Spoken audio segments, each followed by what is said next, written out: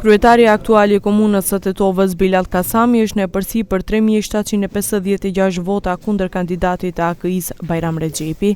Edhe pse ka diferencë, Kasami nuk arriti të fitojë që në raundin e parë.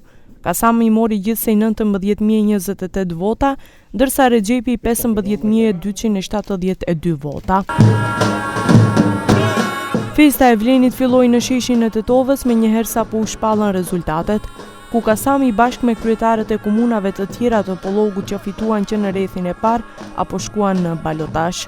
Në fjalën, Kasami tha se ata që dolën me idenë e referendumit për zgjedhje të parakohshme duhet të mendojnë nëse do të kërkojnë zgjedhje të reja. Ne dolëm me kandidatët më të mirë që kishim nga Likova deri në Strug, dolëm me programën më të mirë, dolëm me program që ofronte zgjidhje për problemet e qytetarëve, oponentët tanë në pamundësi dhe duke mos pasur program, duke mos pasur kandidat, dolën me idenë e referendumit.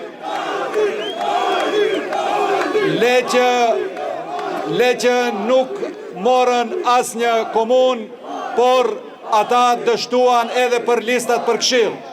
Prandaj, ne sot jemi këtu që u garantojmë qytetarëve të gjithë komunave të cilët i kemi fituar dhe cilët kemi shkuar në balotazh, që edhe më tutje ne do t'jemi këtu për t'i zgjidhur hallet e tyre, për t'i zgjidhur problemet e tyre dhe sigurisht tash në palën tjetër duhet të mendojnë a do të kërkojnë zgjedhjet parakohshme ose jo. Kandidati i AKI-s Bajram Rexhepi përmes një postimi në rrjetet sociale falenderoi votuesit për mbështetjen e dhënë dhe tha se betejë për Tetovën vazhdon.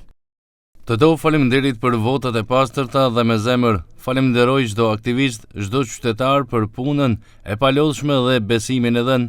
Betejë për Tetovën vazhdon, me më shumë përkushtim, me më shumë forcë dhe me të njëjtin ideal, për një Tetovë me dinjitet.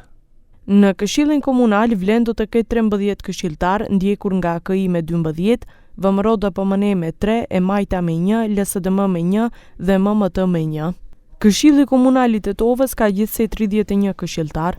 Në 4 vitet e fundit, koalicioni vlen me VMRO dhe Alternativën kishte 17 këshilltar, ndërsa me këtë përbërje, koalicioni mes Vlen dhe VMRO-s siguron 16 këshilltar, duke mbajtur shumicën në Këshillin e Tetovës.